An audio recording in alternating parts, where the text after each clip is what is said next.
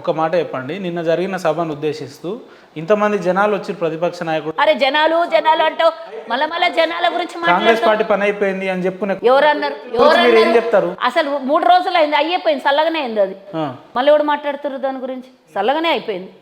వారం రోజులు ఇక్కడ నుంచి కేసీఆర్ నేను ప్రతిదానికి నేను బయలుదేరినా యూట్యూబ్ ఛానల్ అందరూ వచ్చి నాతో ఇంటర్వ్యూ తీసుకుంటుంటే కేసీఆర్ రేపు పులి బయటికి వెళ్తున్నాడు అంటే ఏమైతుంది చెప్పు, 6 నెలలకు ఒకసారి ఆయన ఉద్యోగం జీతం తీసుకోనికి వచ్చి సంతకం పెట్టిపోతాడు అని అన్నా నేను.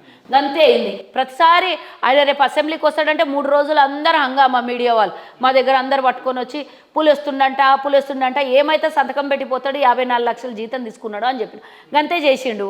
ఇప్పుడు మళ్ళీ వచ్చిపోతాడు ఏంది? కొడుకు బిడ్డ కొట్లాడుతున్నారు, చూపించుకున్నాడు. ఇగో కొడుకు ఒక్కడే నాకు వారసులు, బిడ్డ కాదు, రేపటి నాటికి ఎప్పుడైనా జైలుకు పోయే ప్రమాదం ఉన్నది. కొడుకు అంటే ఇక కేసులు బయటపడ్డాక తండ్రి కొడుకులు ఇద్దరు పోతారేమో సెకండ్. ఇప్పటికున్న లెక్క ప్రకారం అల్లునికి ఇస్తే మొత్తం కొడుకు బిడ్డ నన్ను చంపుతారు పట్టపగలే అని, బిడ్డకిస్తే కొడుకు అలుగుతాడు, అల్లునికి ఇస్తే బిడ్డ కొడుకు కథం పట్టిస్తారని ఒక లెక్క చూపించిండు. బాప్ బేటా ఏకీ హే బాకీకా కొయ్ భీ నయ్యే మేరే సాత్ అని చూపించుకోవడానికి ఆ సభ పెట్టినట్టు కనబడింది. కానీ వాళ్ళ పార్టీ గురించి కానీ, కార్యకర్తలకు మనోధైర్యం కానీ, కార్యకర్తలకు బలం